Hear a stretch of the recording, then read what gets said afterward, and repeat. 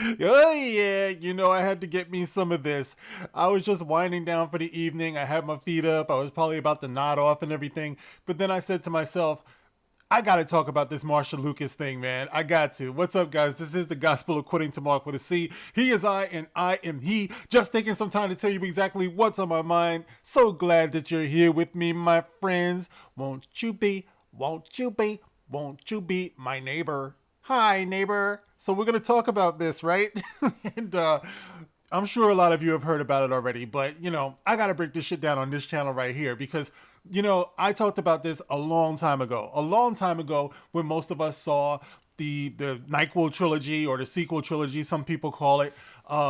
Where Palpatine actually triumphed over everything. He won. His granddaughter came and stole the Skywalker name and buried the lightsabers in the desert. And it was just so damn disrespectful. And so many of us were vocal about how they went about doing the story. They didn't get our three heroes together, or four if you count Lando. They didn't get Han, Luke, and Leia back together. They didn't get Lando Calrissian back together. They were just so disrespectful. And the whole thing was just some bullshit. You know what I mean? And we talked about it, those of us who were vocal about it back in the day. And we got met with a lot of pushback, a lot of disrespect, a lot of mischaracterization because we weren't just allowed to say that we didn't like the movie. It had to be that you were racist, you were sexist, and if you were black, you just didn't exist at all. And we were just supposed to be happy that they gave us Finn, even though Finn was not a complete realized character. And back then, I said he was nothing more but a glorified runaway slave, and that's what he was.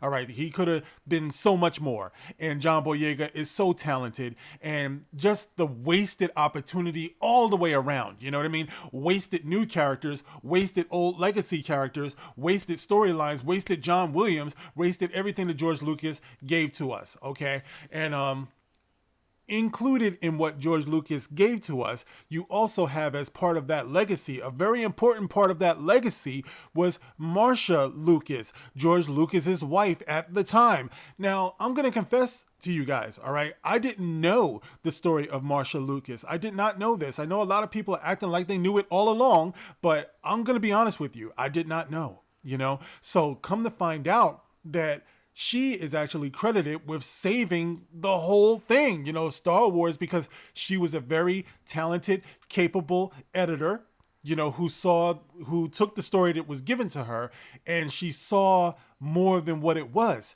and she molded it and shaped it into the classic that we have today, in addition to classics that she did in her own right. She's very powerful. I had no idea. I learned some shit today, man. So anyway, due to the fact that she is very much largely responsible for, the Star Wars that we know today, of course, with her husband, the great and powerful George Lucas, no one is probably more qualified than her, and of course George, to say how this new trilogy stacks up.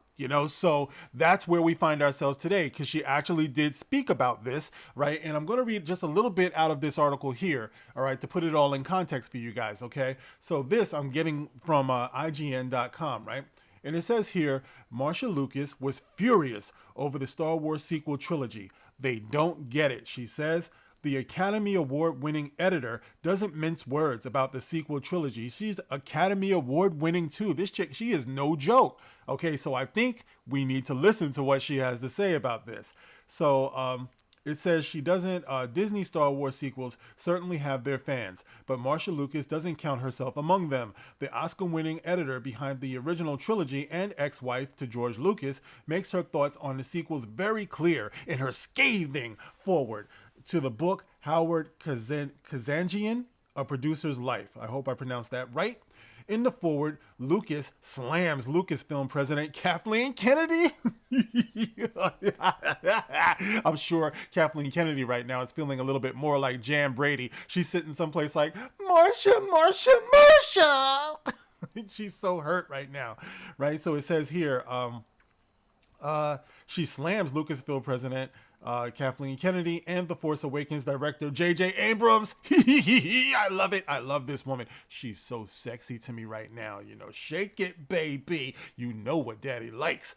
It says she's arguing They have no clue. They don't have a clue about Star Wars and criticizing the decision to kill off the franchise icons like Han Solo and Luke Skywalker.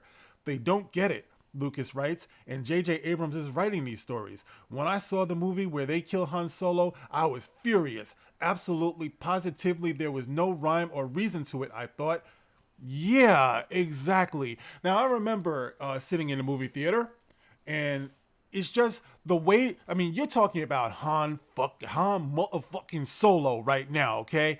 When he walked out onto that catwalk or whatever it was, I remember sitting there like, no, they're not going to do this, you know? And then they had the nerve to put Rey and Finn up top so they could witness it. Like, you couldn't see it coming a mile away. This is not my Han Solo that would walk into an ambush like that, you know? Talking about, oh, I just want to take you home, son. I just want to take you home.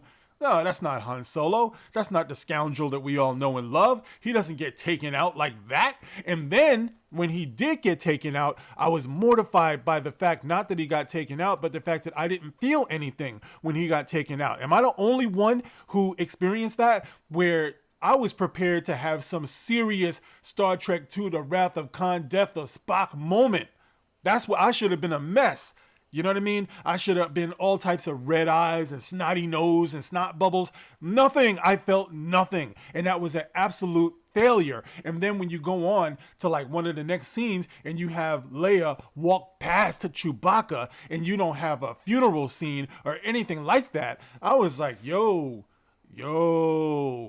this shit right here, you know what I mean? So I knew it was a big old fail at that point, you know? So I know what she's talking about, and I think a lot of us felt that too.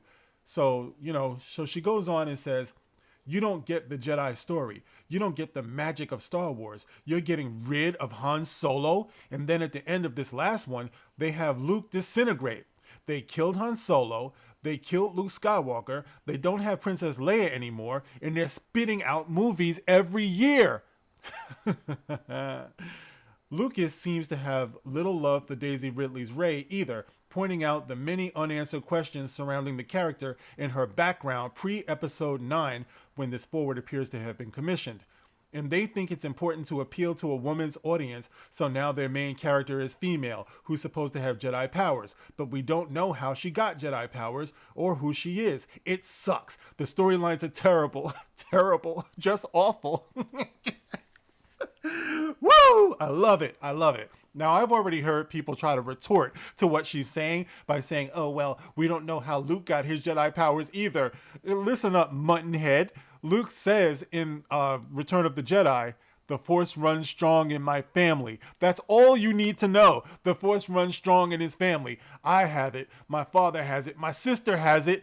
There it is. There's your explanation, dickhead. Okay, there's nothing more that needs to be said. High blood pressure runs strong in my family. Do you think that I'm going someplace, you know, going around the world trying to figure out how or why high blood pressure runs strong in my family? No, I just manage it, okay? That's how it is. In much the same way, the Force runs strong in Luke's family. That's all you need to know, okay? That's all I need to know. I know that George Lucas came out and talked about the midi-chlorians and all that stuff. I don't care about that, okay? When I was a kid, all I needed to know, the Force runs strong in my family. I'm sitting there like, oh. But of course, Rey, we don't have any of that going on. We were told that it's okay that she's Rey Nobody. Don't ask any questions. And then, of course, later on, they came out with some contrived explanation about how she is the freaking failed science project goo of Palpatine, you know, Palpatine's son, you know, it's some experiment. It was terrible, absolutely terrible. And then, like I said before, she ends up taking the Skywalker name. Sacrilege. You know what I'm saying? Absolutely. But of course, we were wrong for pointing that out. But now you have Marcia Lucas, right? There is none higher. It's like, you know, she's like, I'm the king of Star Wars. There is none higher. Sucker MCs should call me sire. To burn my kingdom, you must use fire. I won't stop rocking till I retire. That's who she is. She's the king of Star Wars. Okay, you can call her the queen if you want, but I'm just saying, okay? There is none higher between her and George Lucas. It is what it is. And because she is a woman, Kathleen, there's nothing you can say, all right? If the Force is female, it's It's fucking Marcia Lucas, okay? Bow down when she comes to your town. Bow down when she's Star Wars bound. Bow down. Cause ain't nobody greater than you. Bow down. Whatever. You know, West Side Connect. I don't even remember how that was. He's bow down. Two suckers that's greater than you. But anyway, so there it is. All right. So what else does she say here? Uh, and perhaps to set the record straight, Lucas also directs her wrath at her ex-husband's prequel trilogy, revealing her disappointment in episode 1 literally brought her to tears in 1999. Okay, so she talks about she went out to the parking lot and started crying, but I guess, this is a whole different side of the story. I guess she thought that she could have done better, or it could have been better, and that's fair. Like I said before, she has the right to have that opinion. I don't share that opinion, although back then when the prequels came out, I've gone on record as saying many times I was mad because I wanted more Han, Luke, and Leia, okay? But once I saw what George Lucas was cooking up, I had to appreciate and respect it, okay? But if she feels the way that she feels, then I respect it. I respect her.